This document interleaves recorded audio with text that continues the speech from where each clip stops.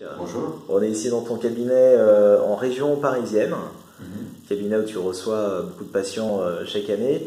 Vous êtes vraiment nombreux à regarder les vidéos. On a eu des messages là dernièrement du Québec. Du Québec. Voilà, hein, donc qui te remercie pour les vidéos. Donc voilà, ça fait plaisir. On continue les vidéos et on va parler de quelque chose d'extrêmement important, c'est l'énergie. Parce que on a déjà tous manqué d'énergie. Alors on connaît tous les petits comprimés, là, les trucs vitaminés, les Red Bull, voilà, tous ces trucs-là qui sont censés, je dis bien censés donner de l'énergie, mais est-ce que c'est ça la vraie énergie? Non, ça c'est juste des stimulants en fait, hein. C'est des dopants on pourrait dire. L'objectif c'est d'aller trouver cette énergie à l'intérieur de nous-mêmes.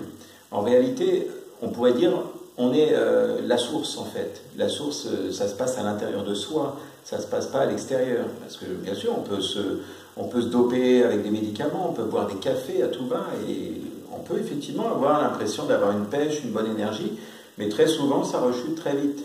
Et donc le but du jeu, c'est d'arriver à aller récupérer l'énergie qu'on a déjà à l'intérieur de nous.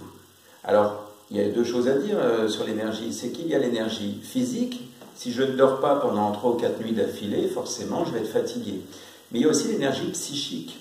Moi, c'est plus de celle-ci dont je m'occupe quand les gens viennent me voir. C'est que si, par exemple, je n'ai pas le moral, si je suis dans mes pensées parasites, les pensées mangent beaucoup d'énergie également, eh bien là, ça va pomper littéralement toute mon énergie. Ça fait que même si j'ai dormi toute une nuit, je peux me réveiller en étant fatigué. Et donc j'ai des gens qui viennent pour les insomnies, la fatigue, etc. Et souvent, très souvent, c'est à cause, en quelque sorte, des pensées parasites. On a fait une vidéo justement par rapport à ça il y a quelques instants, par rapport à ces fameuses pensées parasites. Et bien, les pensées parasites pompent énormément d'énergie, justement. Alors, justement, comment on récupère cette énergie? Parce que tu dis qu'elle est à l'intérieur de nous, qu'il faut que ça sert à rien en soi de prendre. Si c'est bien quand on conduit beaucoup de prendre un café pour rester éveillé, mais c'est pas de l'énergie. Comment tu la récupères cette énergie? Qu'est-ce qu'il faut? Il faut penser à quelque chose de particulier?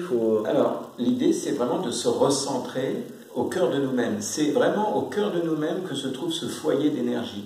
L'idée c'est de partir du principe que nous sommes constitués d'énergie et que cette énergie on peut la réveiller en nous. C'est un peu comme imagine par exemple un barbecue entre amis, et puis tout d'un coup il n'y a plus rien, il n'y a plus de flamme, il n'y a plus rien. Eh bien il suffit qu'il y ait une toute petite braise dans le barbecue pour que d'un coup on souffle dessus et tout se remette en route. Ben, c'est un peu ça ce qui se passe en nous. C'est que si à l'intérieur il y a ne serait-ce qu'un petit échantillon d'énergie, ben, on peut le raviver.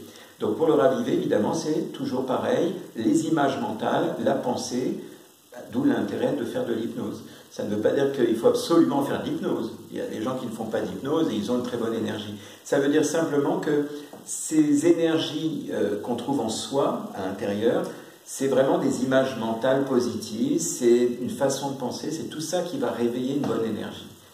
Alors par exemple, regarder un film, je sais pas, écouter une musique. Pourquoi pas? Oui, une musique, une bonne musique, un bon film, un bon livre, mais simplement même une bonne pensée. Si j'ai rien avec moi, je peux très bien me concentrer sur, par exemple, un moment agréable. Je peux repenser à un lieu de vacances, à une soirée entre amis, et tout ça, ça peut réveiller cette énergie, même si je ne suis pas à cet endroit. Parce que la soirée entre amis, si ça se trouve, elle a eu lieu il y a 2 ans.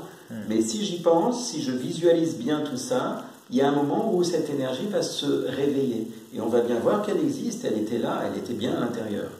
Et là, on ne parle plus de dormir plus ou moins ou quoi que ce soit. Comme je dis, et je vais répéter, c'est qu'on peut dormir longtemps et être fatigué. Tout comme à l'inverse, il y a des gens qui dorment peu et qui sont en pleine forme. C'est vraiment une question d'état d'esprit après. Il y a l'énergie physique et l'énergie psychique. Et je répète, là on parle vraiment de l'énergie psychique. C'est celle-là qu'on doit préserver.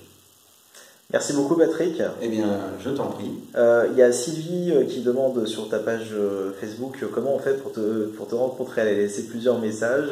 Donc voilà, comment on fait pour venir ici dans ce cabinet? Il n'y a pas que cette personne, il y en a certainement d'autres, mais en tout cas, les Avec réponses... lequel demande là maintenant? D'accord. Alors, les réponses, c'est toujours la même réponse que je donne à chaque fois, parce que j'épelle mon nom tout simplement. Des fois, il y a des gens qui me disent, mais pourquoi tu épelles ton nom à chaque fois? Simplement parce qu'il y a des fois des erreurs sur Internet, les gens qui n'arrivent pas à trouver.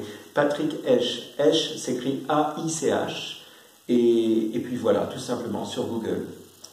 Merci beaucoup Patrick. Voilà, c'est simple. Je t'en prie. Et donc, comme toi tu dis d'habitude, c'est ton rituel.